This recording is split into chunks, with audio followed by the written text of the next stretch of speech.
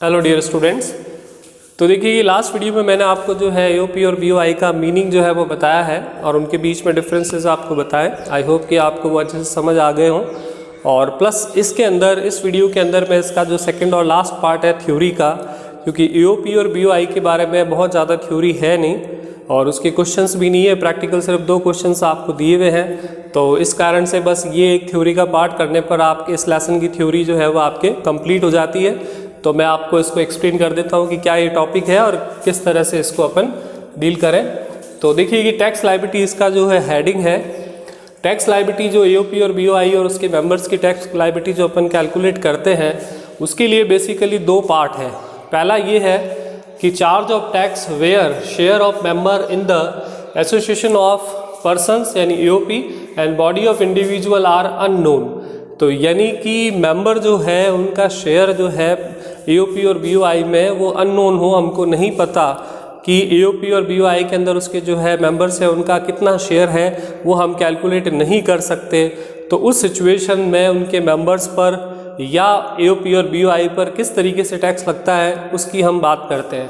पहला पॉइंट है, तो यहाँ पर ये जो पॉइंट्स मैंने लिखे हैं, जैसे ऑलवेज मैं करता हूँ कि किताब की लैंग्वेज को अपनी लैंग्वेज में बदल कर समराइज़ 1-2 लाइन में लिखता हूँ, लेकिन आपको मैं हमेशा ये सजेस्ट करता हूँ, चाहे हिंदी इंग्लिश मीडियम दोनों के स्टूडेंट हैं, कि एक बार मैं जो समझा रहा हूँ वो तो चलो अपनी लैंग्वेज में है ही, वो भी आप यूज़ करें भले, लेकिन आप बुक से भी ज़रूर इसकी रीडिंग लगा लें। क्योंकि मैं यहाँ पे जैसे 4 लाइन होती है तो उसकी समरी करके 2 लाइन में कन्वर्ट कर देता हूँ। एग्ज़ाम में अगर आप उसको मैक्सिमाइज़ करके 4-5 लाइन में लिखते हो तो वो एक बार किताब से रीडिंग करना भी आपके लिए बेटर रहेगा। तो यहाँ पर इसका फर्स्ट पॉइंट है कि if members income is unknown, AOP and BOI have to pay tax at maximum marginal rate। यानी कि अगर AOP और BOI के मेंबर्स की जो इनकम है उसके अंदर AOP और BOI के अंदर जो है वो हमको पता नहीं है, तो AOP और BOI को उससे बड़ी परेशानी होगी। उसको मैक्सिमम मार्जिनल रेट जो है वो 30% से टैक्स देना पड़ेगा। जैसे आप लोगों ने इनकम टैक्स पढ़ लिया है काफ़ी, और उसके अंदर इनकम टैक्स के स्लैब्स और टैक्स निकालना भी कुछ लेसन्स के अंदर आपने किया है कि भाई इंडिविजुअल है उस पर 2.5 लाख की लिमिट है, एक पे 3 लाख पे है, 5 लाख की लिमिट है। टैक्स की रेट हमारी जो है 5, 10, 15, 20,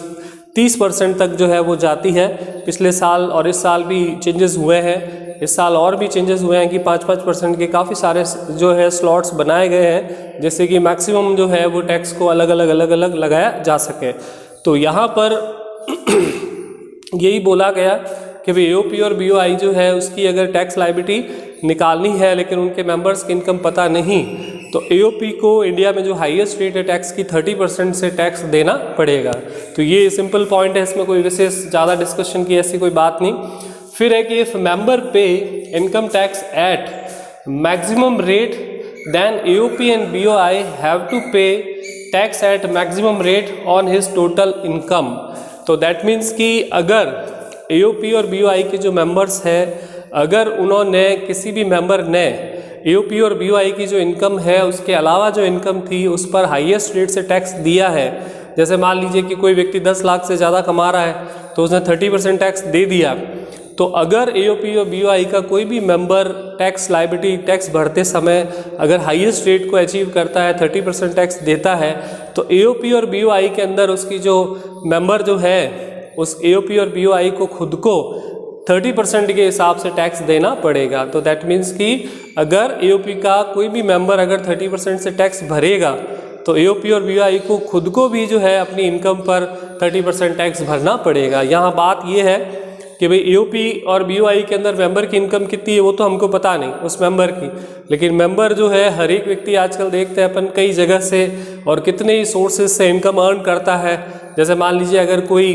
बिजनेसमैन है तो वो बिजनेस भी कर रहा है, कहीं पे सैलरी पर्सन भी है, कहीं बैंक में इन्वेस्ट भी कर रहा है, कुछ प्रॉपर्टी में लेना देना भी कर रहा है। तो इस तरीके से उसको कई सारी तरह की इनकम हो जाती है और उसकी वजह से उसकी जो इनकम है एओपी और बीओआई में उसके अलावा इनकम पर उसको 30% से उसको टैक्स देना पड़ा किसी भी इनकम पर, तो एओपी बीओआई को भी 30% के हिसाब से टैक्स देना पड़ेगा। तो ये सिचुएशन तब है जब अपन को एओपी और बीओआई के जो है उसके अंदर उसके मेंबर्स की इनकम कितनी है उसके बारे में जानकारी नहीं है, उसका पता नहीं है। तो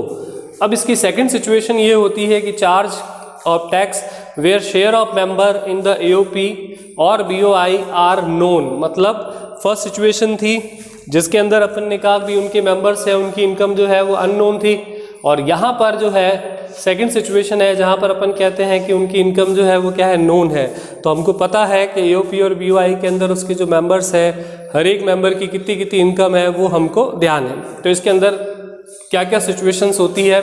पढ़ते हैं वन बाय वन, ये भी समराइज करके मैंने लिखा है। पहला है कि none of member to liable to tax. तो नन ऑफ मेंबर जो है टू लाइबल टू टैक्स, या मैं इसको इज कर देता हूँ, इज लाइबल टू टैक्स। तो इसका मतलब ये हुआ कि भाई कोई भी AOP और BOI का जो मेंबर है वो टैक्स के लिए लाइबल नहीं है, यानी कि उनके मेंबर्स जो है उनकी इनकम जो है वो 2.5 लाख रुपए से कम हो रही है। तो इसका मतलब कि जब AOP के अंदर उनकी जो इनकम है उसके अलावा जो भी उनकी इनकम है उस पर कोई तरह का टैक्स लग ही नहीं रहा है, तो उस कंडीशन में AOP और BOI टैक्स पे करेगा इंडिविजुअल की तरह। ठीक है, इंडिविजुअल की तरह का मतलब वही 2.5 लाख वाला जो स्लैब है, 2.5 लाख 5 लाख वाला, जो 3 लाख और 5 लाख वाले जो स्लैब्स होते हैं वो तो सीनियर सिटीजन 60 साल से ऊपर और सुपर सीनियर सिटीजन जो कि 80 साल से ऊपर होता है उनके लिए काम आते हैं, लेकिन वो सिर्फ इंडियन रेजिडेंट के लिए काम आते हैं और वो सिर्फ जो है एक इंडिविजुअल के लिए है। AOP BOI HF के लिए ये कंडीशंस लागू नहीं है, उनके लिए वही 2.5 लाख वाला रूल है। तो दैट मीन्स कि जैसे मान लीजिए कि AOP BOI के अंदर 3 मेंबर है और हर एक की इनकम जो है वो किसी की 2 लाख है, किसी की 1.5 लाख है, किसी की 1 लाख रुपए ही है और किसी ने टैक्स नहीं भरा, तो उनकी जो AOP और BOI है उसकी इनकम पर एज ए इंडिविजुअल टैक्स लगेगा। जैसे मान लीजिए 5 लाख कमाए तो 2.5 लाख पर निल और अगले 2.5 लाख पर जो हमारी परसेंटेज है उसके हिसाब से अपन इसके ऊपर टैक्स जो है वो लगा देंगे। फिर उसके बाद इसका जो सेकेंड पॉइंट है, सेकेंड पॉइंट क्या है देखें कि member are liable for tax, यानी कि जो मेंबर्स है AOP और BOI के, उनके AOP और BOI के अलावा जो इनकम है उसके ऊपर उनको टैक्स देना है, उनको लाइबल है टैक्स के लिए, मतलब उनकी इनकम एटलीस्ट 2.5 लाख रुपए से ज़्यादा है तो क्या होगा। तो इस सिचुएशन में देखें क्या होता है, तो इसमें लिखा है कि members total income other than income from AOP and BOI is taxable, then AOP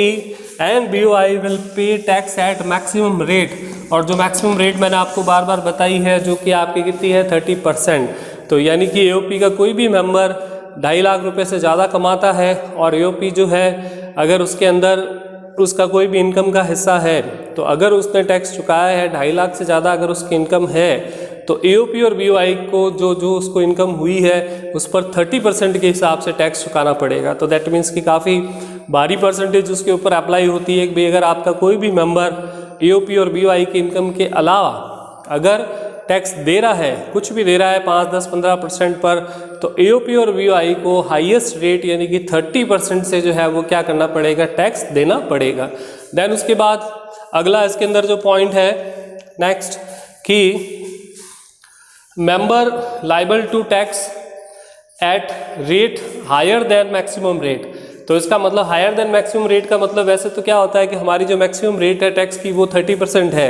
लेकिन कई बार कई सिचुएशन ऐसी हो जाती है जैसे कोई अनडिस्क्लोजर इनकम हो जाती है, कई बार ऐसी होती है जो आपने छुपा रखी इनकम जिस पर गवर्नमेंट बहुत भारी टैक्स लगा देती है 60% और उसके ऊपर और पेनल्टी करके बहुत बड़ा हिस्सा जो है इनकम का आपका चला जाता है। तो ये कह रहा है कि अगर AOP के किसी भी मेंबर ने जो उसकी जो इनकम थी उस पर उसने हाईएस्ट रेट जो है उससे भी ज़्यादा रेट से अगर टैक्स भरा है तो क्या होगा।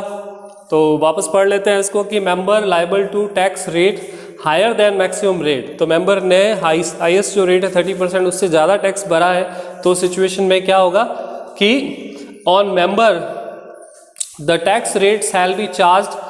on that portion of the total income of AOP and BOI such at higher rate and balance AOP and BOI tax at maximum marginal rate। तो इसका मतलब ये हुआ कि जो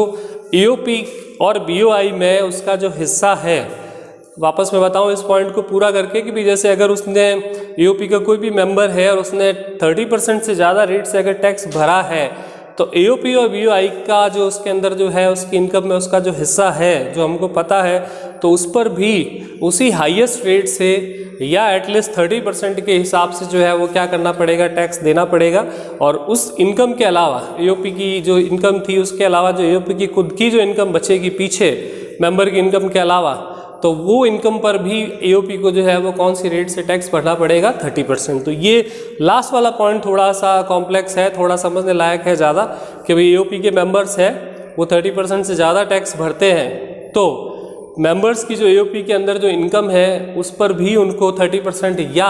उस ज़्यादा वाली रेट से टैक्स भरना पड़ेगा। और उस मेंबर की इनकम को अगर एओपी की इनकम जो है मेंबर की इनकम घटा दी जाए तो पीछे जो एओपी और बीओआई की इनकम पड़ेगी, पीछे जो बचेगी उसके ऊपर उसको जो है एओपी या बीओआई को हाईएस्ट रेट से जो है वो टैक्स देना पड़ेगा। तो यही बस थ्योरी के इसके अंदर पार्ट है। इसके बाद बस आपको इसके अंदर मुझे 1-2 एग्जाम्पल और क्वेश्चंस जो है वो बताने हैं कि किस तरीके से एओपी और बीओआई जो है उनकी इनकम टैक्स की कैलकुलेशन होती है। टैक्स रेट का जो सिस्टम है यहाँ पे बता दिया आपको कि एओपी बीओआई या तो